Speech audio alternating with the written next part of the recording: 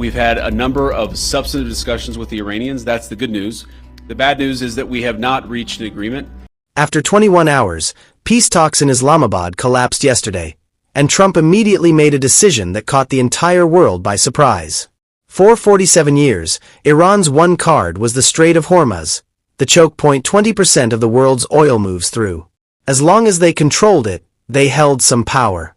But what Trump just did completely flips that script. Yesterday afternoon, after peace talks ended, the president ordered the U.S. Navy to immediately block the Strait of Hormuz and take control of the waterway. Anyone firing on American ships would be blown to hell, and any ship that had paid a toll to Iran would not be allowed to pass. Since Operation Epic Fury began, the Strait of Hormuz has been in chaos, and the U.S. has spent months trying to keep it open. Yesterday, that flipped. Now, America's the one shutting it down. So, why did Trump do it? What does it mean for Iran? And could this one move finally be the end of the regime? Iran's been sitting on the same piece of geography for 47 years, and it's the most valuable on Earth. The Strait of Hormuz is a 21-mile gap of water between Iran and Oman, and 1 out of every 5 barrels of oil on Earth passes through it. Iran's entire foreign policy since the 1979 revolution's been built on one threat: close that strait, and the world's got no choice but to listen. Iran backed that threat up with fast attack boats, coastal missile batteries, and a $2 million toll they were charging tankers just to pass. That was the card Tehran kept in its back pocket, untouched. Sanctions, airstrikes, for decades of diplomatic pressure, none of it ever took that card off Iran's side of the table. That changed on April 11th, when Vice President J.D. Vance sat down across from Iran's delegation at a hotel in Islamabad. Pakistan was mediating, and Iran had sent Parliament Speaker Mohammad Bagher Ghalibaf to lead its team. The talks ran for 21 hours straight, and on almost everything, Vance told reporters, they got close. Sanctions relief was on the table, so were the proxies, Hezbollah, the Houthis. Even the strait itself was negotiable, but the one thing Iran refused to hand over was a permanent, verifiable end to uranium enrichment. Vance called that America's final and best offer, and it was the one Iran walked away from.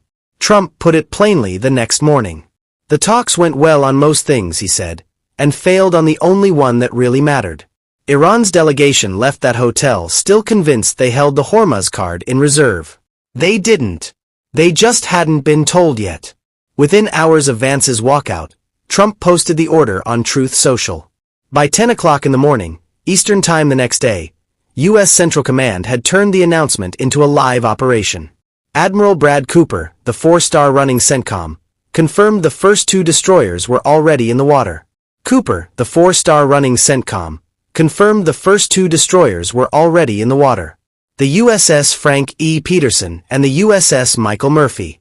He was promising the rest of the world a published safe passage route within hours, so non-Iranian shipping would know exactly which lanes had been cleared. Underwater drones and literal combat ships started clearing the mines Iran had laid weeks earlier. Behind them, the Abraham Lincoln Carrier Strike Group was already on station, and a third carrier group was steaming in. American destroyers stop Iranian port traffic, intercept any tanker that paid Iran's toll, and wave Saudi, Emirati, and Iraqi oil straight through cleared lanes. Iran gets cut off. Nobody else does. For the first time since the revolution, Iran isn't the country controlling the Strait of Hormuz. The U.S. Navy is. Not one shot was fired, not one American casualty, and not one barrel of non-Iranian oil stopped moving. One senior U.S. official reportedly put it simpler than that. We wanted to take this card away from the Iranians. 24 hours later, it's gone. That waterway Iran just lost was valuable for one reason: what moved through it every single day. Iran's been earning $139 million a day from oil, shipping out around 1.6 million barrels. Almost all of those barrels were going to one customer at a heavy discount: China. Roughly 1.38 million barrels a day, paid for in the hard currency Tehran needs to function. Most of it's a grade called Iranian Light, sold below the going market rate just to keep the Chinese refineries hooked. If you're single and you're struggling to find that oil loads at one place, Karg Island, a small island in the northern Persian Gulf about 15 miles off Iran's coast that handles 90% of the country's exports. From there, The tankers turn south into the Strait of Hormuz and head east. That revenue stream was the government's entire financial spine. Oil's been between 25 and 60% of Iran's budget every year for 4 decades, and over 80% of the hard currency coming into the country. The way the Navy set up the blockade is what turns all of that into a trap. Only Iranian-flagged vessels and toll-paying ships get stopped at the gate. Everything else moves. But every barrel loaded at Karg Island in the last 24 hours is now sitting in a tanker that can't leave. Any ship already at sea heading toward an Iranian port's got to turn around or be seized. And China, the discount supplier's biggest customer, just found out the shipments aren't coming. Iran's got exactly one backup route. It's a pipeline that runs overland from the oil fields to a port called Jask on the Gulf of Oman outside the strait. It was built specifically so Iran wouldn't be dependent on Hormuz. It can move 300,000 barrels a day. Iran needs to move 1.6 million. That's barely 18% of what Tehran needs to keep the budget running. The shadow fleet Iran's been using for years to dodge sanctions can't scale up either. The U.S. Navy is now seizing any tanker that paid Iran's toll in the first place.